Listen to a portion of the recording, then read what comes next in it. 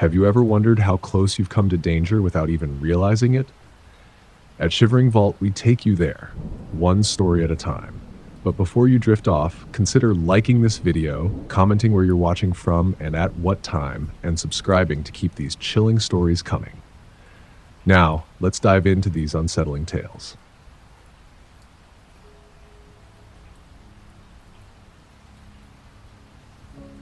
I live in Texas, just outside Houston, and at the time I was about 24.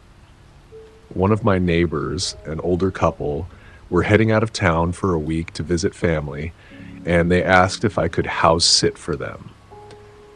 They had a dog, but the dog was going with them, so my only job was basically to make sure the house was fine, collect mail, and just keep an eye on things. I figured easy money, right? Their house was just across the street from mine, a two-story place with a decent backyard. Pretty normal suburban neighborhood. Nothing sketchy ever really happened there, so I didn't think twice. The first day was fine. I worked my shift, came back, made sure everything in their place was locked up, and then just watched TV for a while. Honestly, it was kind of nice to have a whole house to myself. The second day is when everything happened. The forecast had said a storm was coming later, and by the afternoon, the sky looked darker than usual. I thought I'd run out and grab some groceries before it got too bad. I drove to the store, picked up some stuff to make dinner, snacks, and a few random things. By the time I was checking out, the rain started coming down. By the time I got back in the car, my clothes were already sticking to me. When I pulled into the driveway of their house, thunder cracked so loud it made the windows rattle. I grabbed the grocery bags and made a run for the front door, completely soaked by the time I got inside. I locked up, dropped everything in the kitchen, and just stood there for a second, catching my breath while the rain hammered on the roof. I put everything away, made myself a sandwich, and sat in the kitchen, listening to the storm. At one point, while I was putting a few cans in the pantry, I thought I heard this faint creak from upstairs. I froze for a second, but then told myself it was just the house shifting from the storm. I didn't think much of it. Later, I made a bigger dinner and then went to the living room to watch TV. The storm was still going hard, rain against the windows, thunder off and on. Honestly, I've always found storms kind of relaxing, so I didn't mind it. The sound of the TV mixed with the storm made me feel safe. At some point, I must have dozed off on the couch. I don't know what time it was when I woke up, but it was dark. The TV was still on, showing one of those late-night commercials, the volume low. For a second, I didn't even know what woke me. I just felt this rush of alertness, like my body already knew something was wrong before my brain caught up. Then I heard it. Above me, on the second floor, there was the sound of footsteps. Slow, deliberate, not like a creak here and there, but actual weight shifting across the floor. My stomach dropped instantly. I just laid there on the couch, frozen, trying to tell myself I was imagining it. Maybe the storm was messing with the house. Maybe it was tree branches hitting the roof or something. But then, clear as day, I heard the creak of the stairs. Someone was coming down. My whole body went cold. I slid off the couch as quietly as I could, heart pounding so hard I swore it was louder than the thunder outside. I didn't even think, I just bolted into the downstairs bathroom. I shut the door, left the light off, and crouched down behind it. My hand was shaking as I pulled my phone from my pocket, but I didn't even dial yet. I was too scared that the sound of me talking would give me away. From the crack under the bathroom door, I could see little flashes of the hallway whenever lightning lit up through the windows. And then I saw it. A shadow moved past the door, slow, the shape of a person. In his hand, he was holding something that caught the light, a knife. I nearly dropped my phone right there. I could hear him breathing, heavy, steady breaths as he walked through the hall.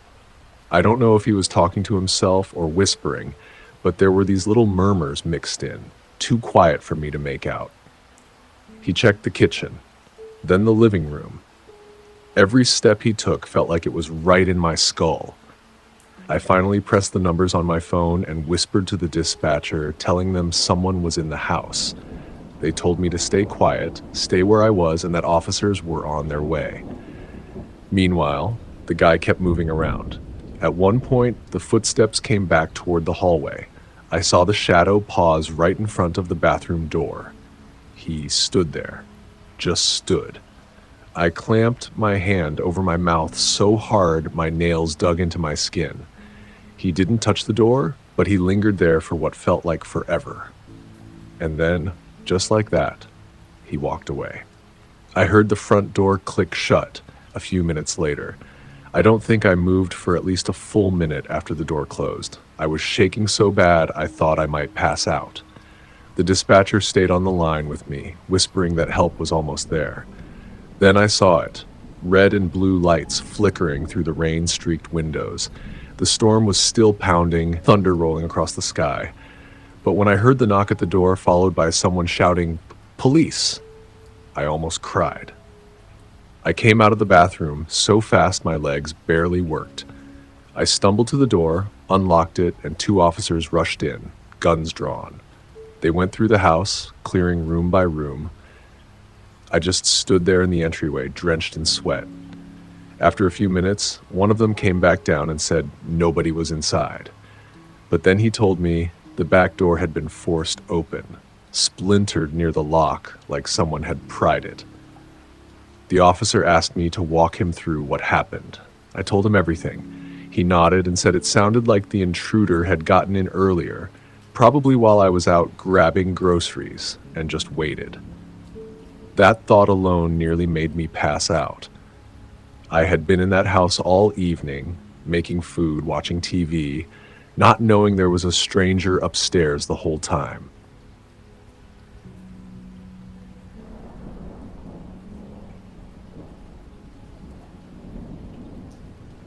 I remember it like it was yesterday, even though it happened a few years ago. I was staying alone at my cousin's farmhouse just outside Fort Worth, Texas. My cousin had been planning a work trip for a couple of days, and since I wasn't doing much at the time, he asked if I'd come look after his place. The farmhouse was an old one, quiet and isolated, just the way I liked it. It wasn't a huge place, but there were a few acres of land, a barn, some animals to take care of. Nothing out of the ordinary, really. I didn't mind the solitude, especially with the way things had been going in my life. I figured I could use some time away from the noise of the city. The storm rolled in late that evening, around 9 or 10 p.m. At first, it was just a little drizzle, the kind of rain that taps lightly on the roof. I was sitting on the couch, flipping through a magazine, when I noticed the wind picking up. It didn't take long for the storm to turn into something much bigger. The wind started howling like a living thing, and the rain began to pour down in sheets, almost sideways.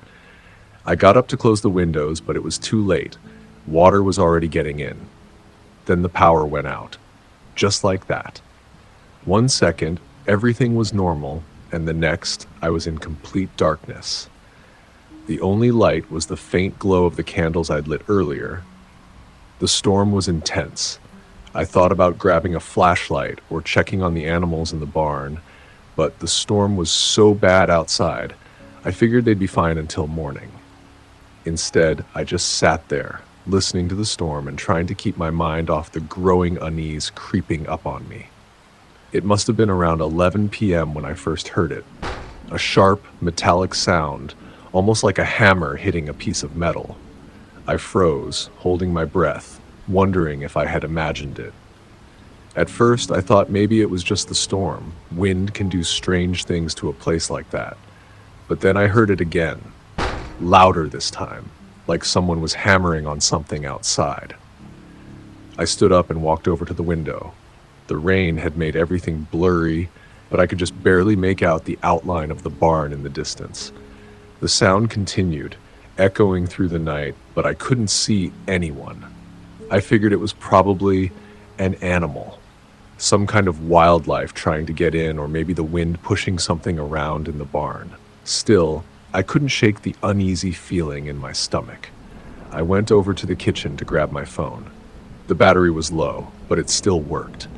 I dialed my cousin's number first, just to ask if he had anyone coming by to check on the place, or if the barn had any loose metal that could be making those noises. The phone rang a few times, but no answer. He was probably in a meeting or somewhere with no service. The noise from the barn had stopped by then, but I couldn't shake the feeling that something was wrong. I tried to push the thought out of my mind, but then it happened. A soft knock on the front door. I froze, staring at the door. My heart skipped a beat. I stood there for a long time, the hair on my neck standing up. My fingers trembled as I held the candle in my hand. The knock came again, just as slow and deliberate as the first. I was starting to panic. I checked my phone. No service. I moved quietly toward the door and peered through the peephole. I couldn't see anything. Just darkness. The rain was coming down so heavily that it was impossible to see more than a few feet in front of the house. I didn't know what to do. I wanted to grab the gun my cousin kept in the kitchen drawer, but I wasn't even sure if I could find the nerve to use it. Then, I heard another noise coming from the barn. This time, it wasn't banging. It was something much worse. It was the sound of footsteps. Slow, deliberate footsteps crunching in the gravel outside. My blood ran cold. I backed away from the door, my heart racing in my chest. The footsteps were getting closer. Whoever was outside had come from the barn, and now they were walking toward the house. I could hear them clearly now. I pressed my back against the wall, straining to listen. The knock on the door came again, but this time it was harder. Someone was trying to get in. I could hear the faint rattle of the doorknob turning, but the door was locked. Just as I was about to make my move, I saw something through the window. Flashlights. 2 beams weaving through the trees near the barn. I was nearly paralyzed with fear. I grabbed my phone again, hoping against hope that I might get a signal. The screen flickered as if it was about to turn off, but then, finally, a dial tone. I quickly called 911, my voice trembling. The dispatcher picked up. 911, what's your emergency? There are people outside, I said, my voice barely above a whisper. I think they're trying to break in. Please hurry. We're sending someone as fast as we can. Stay inside. Don't open the door. I hung up and tried to steady my breathing. My mind was racing. What were they after? What did they want? The knocking had stopped. The footsteps had stopped. I waited in the dark, the sound of the storm outside drowning out everything. Then came another knock, but this time, it wasn't on the door. It was on the window. I jumped back, my heart hammering in my chest. I ran to the other side of the room, my eyes scanning every shadow. Whoever it was, they were getting closer. But then, suddenly I heard it. The sound of sirens. The flashing red and blue lights cut through the sheets of rain, illuminating the house from the outside. I nearly cried with relief. They arrested 2 men, both of them armed with crowbars and a knife. They had been targeting remote houses, waiting for blackouts caused by storms like the one that had hit that night. The sheriff told me they'd been active in the area for weeks, waiting for the right moment to strike, and I had nearly been their next victim.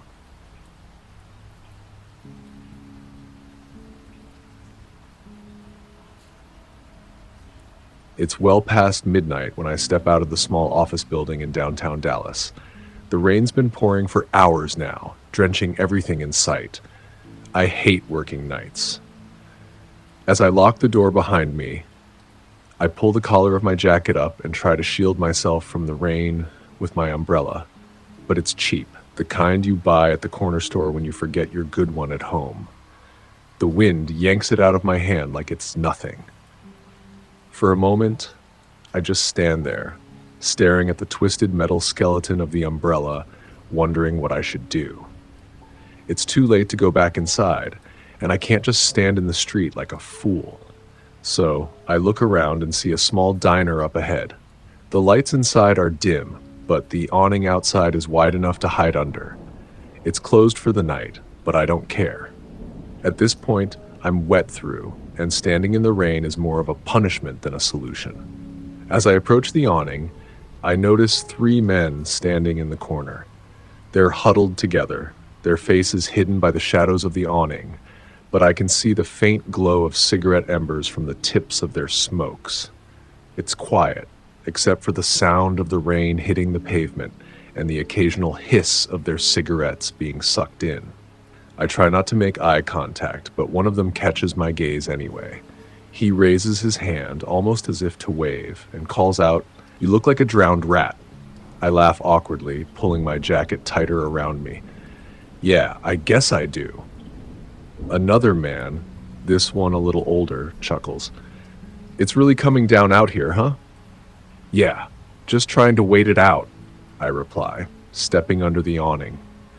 I'm careful to stand a few feet away from them, not wanting to crowd them or give off the wrong impression. It's a small space under the awning, and it's already crowded with the three men. They seem harmless enough, just a group of guys hanging out on a wet night trying to get away from the storm. For the first few minutes, it's just small talk. They talk about the weather, about how long their shifts were, about how bad the traffic's been since the rain started. Nothing really out of the ordinary. I even find myself laughing at one of their jokes about the absurdity of driving in weather like this. But then it shifts. The tone changes. "Where do you live?" The older guy asks, his voice casual, but his eyes are studying me. Too intensely, too carefully. I try to brush it off with a shrug, but something in his expression makes me pause. "Just a little ways out, not far." "Are you heading home alone?" Another man asks. I can't help but feel like his eyes are lingering on me a little too long. "Yeah," I say, my voice a little tighter than I mean it to be. "Just waiting for the rain to let up." They all exchange a glance. I can't really tell if it's just me being paranoid, but the whole atmosphere shifts. It's subtle at first.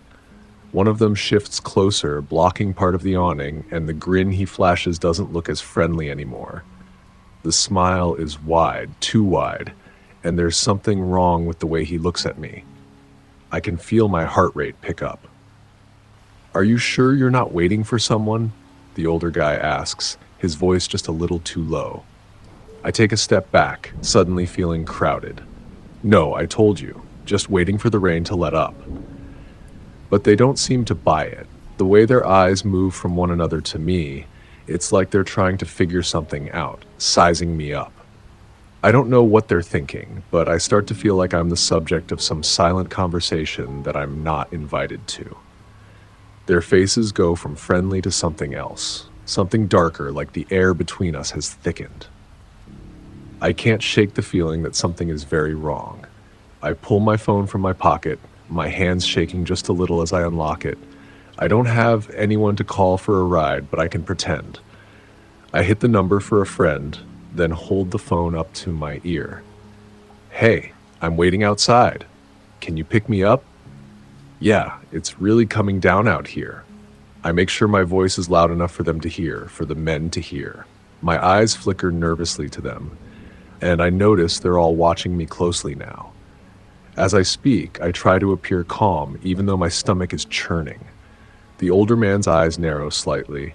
I don't know if I'm imagining it, but I swear the air has gone still.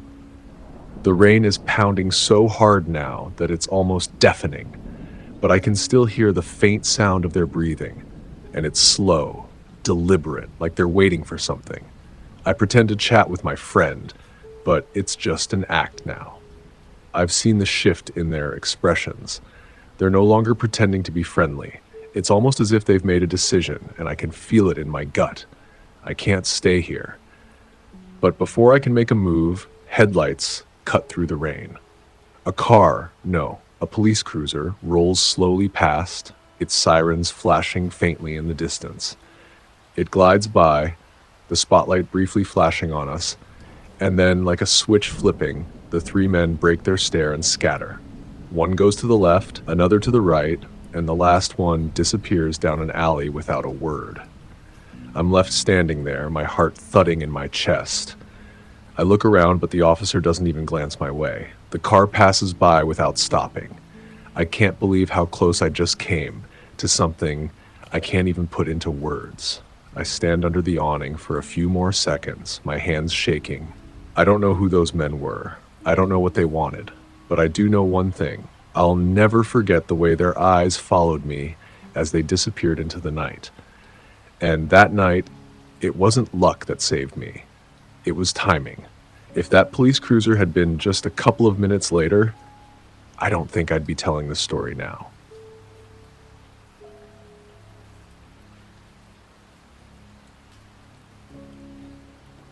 That's it for today's tale from Shivering Vault. If you have a story worth sharing, drop it in the comments or send it our way. Don't forget to subscribe and share with your fellow thrill seekers. As always, the Shivering Vault thanks you for unlocking today's tale. Until next time, the vault awaits your return.